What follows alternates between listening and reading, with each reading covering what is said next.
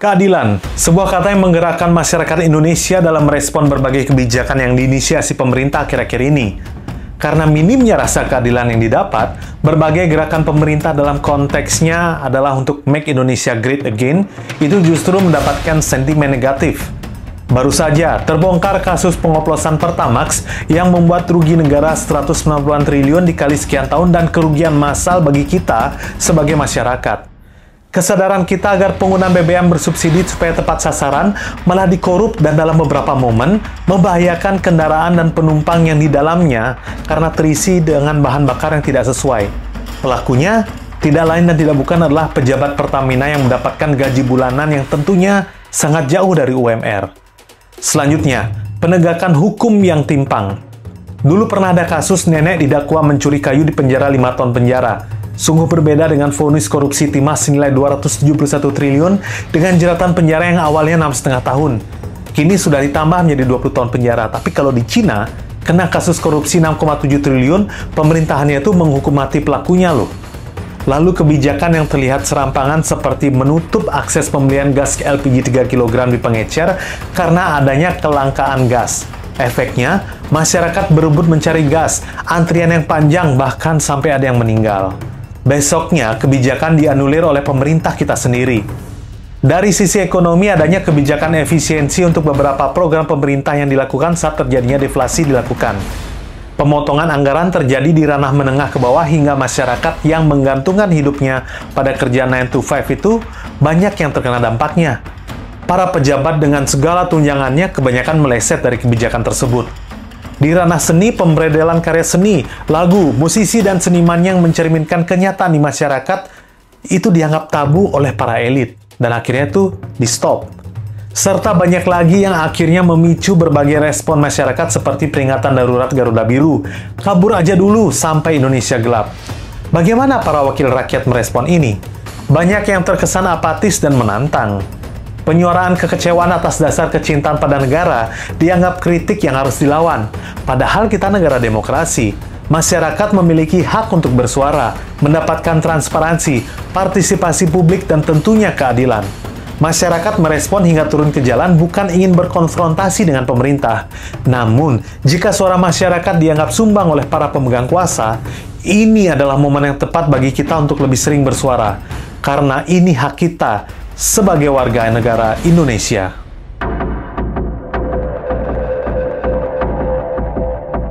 Turunnya mahasiswa dan aliansi masyarakat sipil dalam demonstrasi Indonesia Gelap beberapa hari yang lalu merupakan hilir dari sekian banyak respon pemerintah dalam mengatur masyarakatnya. Mungkin Pak Presiden dan jajarannya berpikir, kenapa sih masyarakat segininya pada kita? Jadi begini Pak, dalam negara demokrasi, kami sebagai rakyat memiliki hak untuk mengawasi dan mengkritisi kebijakan yang dibuat. Apalagi, jika ada kebijakan yang belum menyentuh kesejahteraan rakyat, itu hak kami. Kewajiban sudah kami jalankan duluan, yaitu memilih Anda semua yang fotonya terpasang dengan bahagia di baliho pada saat pemilu dan pilkada lalu. Perihal masyarakat yang merespon dengan berbagai cara seperti demonstrasi, menyuarakan dengan karya seni, atau menyebarkan kegelisahan melalui platform media sosial, sebenarnya adalah indikasi gerakan sehat dalam proses berdemokrasi. Jadi nggak perlu nih ada wacana tandingan ketika ada masyarakat yang mungkin belum merasakan dampak positif dari kebijakan yang dibuat. Sebagai contoh, saya ingat peringatan darurat Garuda Biru yang muncul karena merespon terkait polemik putusan MK melawan revisi Undang-Undang Pilkada. Banyak wacana tandingan yang mengatakan bahwa gerakan ini ditunggangi berbagai pihak, si A, si B, lawan politik, dan lain-lain. Padahal kalau dalam konsep berpikir yang mudah, sebuah aturan yang berdiri selama bertahun-tahun dapat dirubah dengan sangat signifikan dalam tempo yang sesingkat-singkatnya, tentu membuat masyarakat bertanya dong, ada apa ini sebenarnya?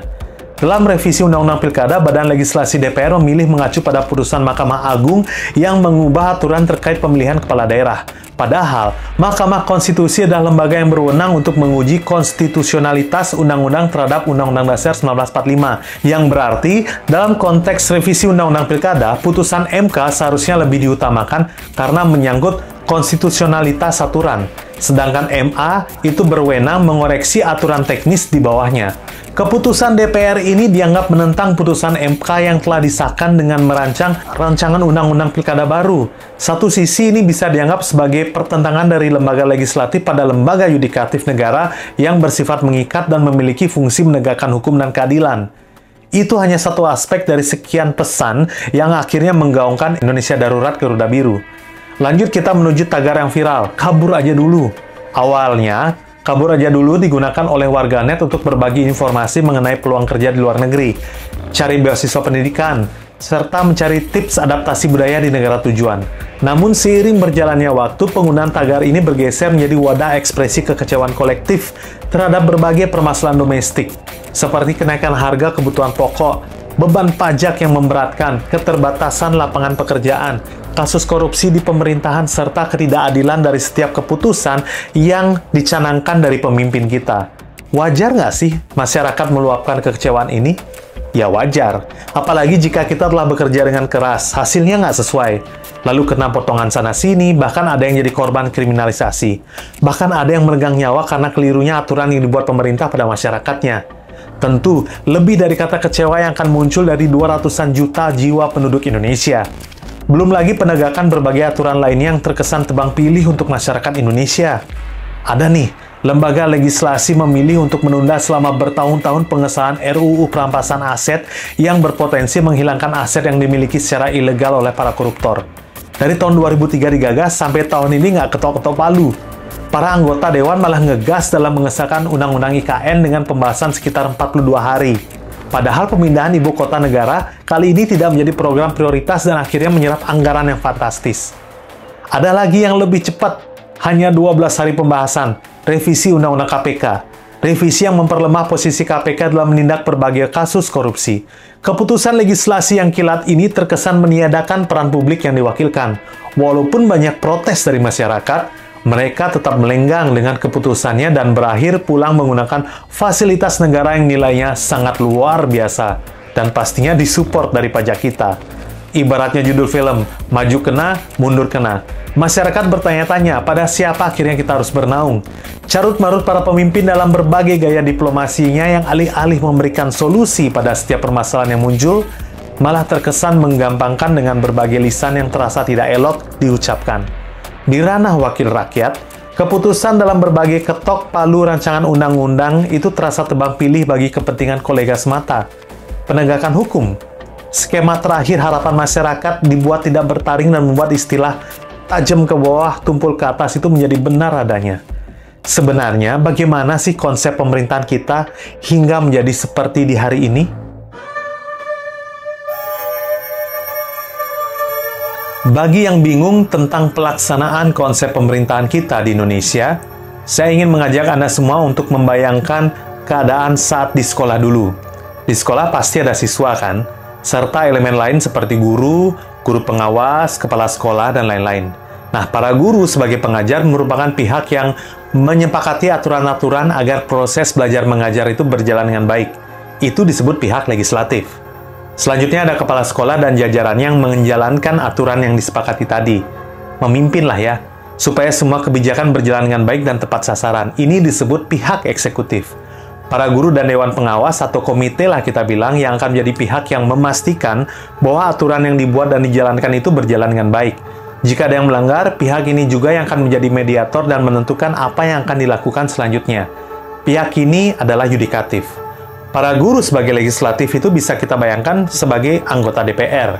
Kepala sekolah sebagai presidennya yang berada di ranah eksekutif. Dan dewan pengawas sebagai pihak yudikatif. Kalau di negara kita adalah para hakim dan semua penegak hukumnya. Para siswa-siswi tentunya itu adalah kita sebagai masyarakat di Republik ini. Nah, baik legislatif, eksekutif, dan yudikatif ini yang disebut trias politika. Dikemukakan oleh Montesquieu, seorang filsuf Prancis pada abad ke-18. Fungsinya apa? Dibagi menjadi 3 pihak yang berbeda, tentunya agar kekuasaan pemerintahan itu nggak condong dikuasai oleh satu pihak. Dibagi sama rata agar bisa saling menjalankan sekaligus mengawasi. Terjadi check and balances, bertujuan agar semua keputusan yang dibuat dari sisi pemerintah benar-benar sesuai dengan yang dibutuhkan oleh masyarakat. Namun, apa benar semua yang sudah dilakukan oleh mereka telah sesuai dengan yang dibutuhkan oleh kita, para warganya?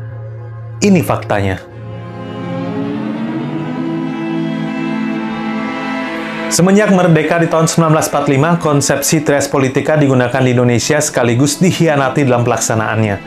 Dalam Orde Lama dan Orde Baru, pihak eksekutif yaitu Presiden memiliki kuasa yang sangat kuat dan menjadikan pola kekuasaan selalu terpusat.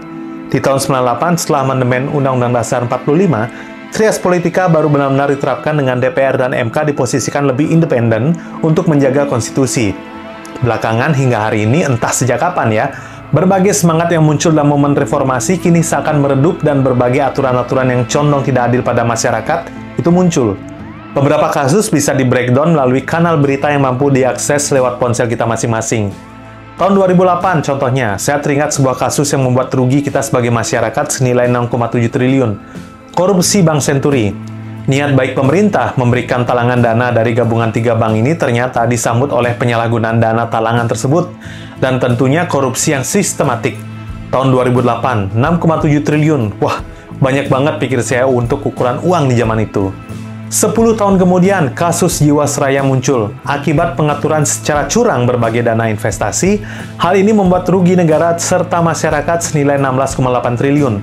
Kesulitan keuangan ini juga coba diatasi dengan penerbitan produk GS Saving Plan yang tentu saja malah membuat dana nasabah itu raib dan bunga yang dijanjikan itu tidak terbayarkan. Masyarakat rugi dan yang untung adalah si pembuat keputusan. Sampai kini pun, kasus ini menjadi cerminan paling buruk dari Danantara jika hal yang tidak kita inginkan sampai terjadi. Semoga saja enggak ya. Kalau kerugian Jiwasraya itu 16,8 triliun, kekuatan aset Danantara itu 14 ribuan triliun loh. Kalau sampai rugi, bisa kolaps perekonomian kita. Wah, bahaya ya. Kasus korupsi tidak hanya menyasar masyarakat yang sehat dan kuat. Bahkan para pensiunan yang mengabdi pada negara juga menjadi korban. Tahun 2021, kasus Asabri yang memiliki nilai kerugian 20-an triliun yang menjadi kantong dana pensiun anggota TNI Polri itu dikorupsi melalui investasi bodong dan manipulasi saham yang terindikasi sudah berjalan di tahun 2012. Pensiunan sampai dikorupsi loh. Ih, tega banget ya. Kalau dari sektor teknologi ada nggak? Oh, jangan kecewa dong. Ada. Kasus BTS Kominfo. Alih-alih membangun berbagai BTS agar pemerataan internet dapat terrealisasi, hal ini malah dijadikan ladang korupsi dan anggaran di markup hingga merugikan kita semua senilai 8 triliun. Sebuah ide agar keadilan dapat dirasakan sama rata melalui koneksi internet yang mampu menjangkau kawasan 3T, malah dikorupsi dengan bahagia. Nuansa keadilan semakin dipertanyakan saat sumber daya Indonesia ditambang secara ilegal dari tahun 2015 sampai 2022. Selain penambangan ilegal, manipulasi data produksi tambang timah juga dilakukan. Pihak internal dan eksternal mengeksploitasi tambang timah di Indonesia secara ilegal. Selain menderita kerugian senilai 300-an triliun, kerugian lingkungan termasuk deforestasi, degradasi lahan hingga pencemaran air yang tidak terhitung nilainya mengakibatkan kerusakan pada sumber daya alam Indonesia. Sempat pelaku dihukum penjara 6,5 tahun, namun karena gelombang protes yang kuat dari masyarakat, akhirnya hukuman pelaku menjadi 20 tahun dengan penggantian kerugian senilai ratusan miliar. Kita sudah rugi ratusan triliun, penggantinya cuma ratusan miliar. Selama beberapa waktu, korupsi PT Timah menempati posisi pertama dalam kasus korupsi di Indonesia. Tidak berselang berapa lama, ketika Danantara diresmikan, mencuat kasus dari Pertamina, kasus pengoplosan Pertamax, yang merugikan kita sebagai masyarakat. Kerugian mencapai 193,7 triliun di tahun 2023 saja. Kalau dikali semenjak tahun 2018, angkanya bisa menjadi 968,5 triliun. Wow. Dan itu semua dilakukan oleh para penggede dari Pertamina yang rata-rata memiliki gaji bulanan senilai miliaran. Untuk saat ini, kasus Pertamina menduduki peringkat nomor 1 dalam klasemen Liga Korupsi di Indonesia. Belum lagi efek berantai dari Pertamax oplosan yang dirasakan langsung oleh masyarakat sebagai mata rantai terakhir. Niat baik menolong orang agar BBM bersubsidi tepat sasaran, malah ditembak sama oplosan. Kalau kita lihat, semua kasus korupsi tersebut berasal dari para pemilik kuasa yang bekerja sama dengan pembuat aturan untuk keuntungan pribadi atau kelompoknya. Sebuah pola korupsi yang sistematis dan mengambil hak masyarakat secara sporadis. Minim peran pengawasan karena aturan membelit beberapa pihak yang siap membongkarnya. Jika berani melawan, maka akan dikeluarkan dari pertemanan. Aturan baru dibuat oleh para wakil rakyat namun tak mengindahkan suara rakyatnya. Kadangkala, pihak penyelenggara pemerintah juga bersikap acuh tak acuh tatkala merespon suara masyarakat, yang dalam konsep demokrasi itu merupakan tuan dari pemerintahan tersebut, yaitu masyarakat itu sendiri. Dimulai dari lisan yang tidak mencerminkan karakter negarawan, penggunaan buzzer yang terungkap demi menutupi suara aspirasi yang terasa sumbang, hingga berbagai cara yang dianggap mengganggu kinerja pun dijegal. Kalau sudah begini, kita bisa apa?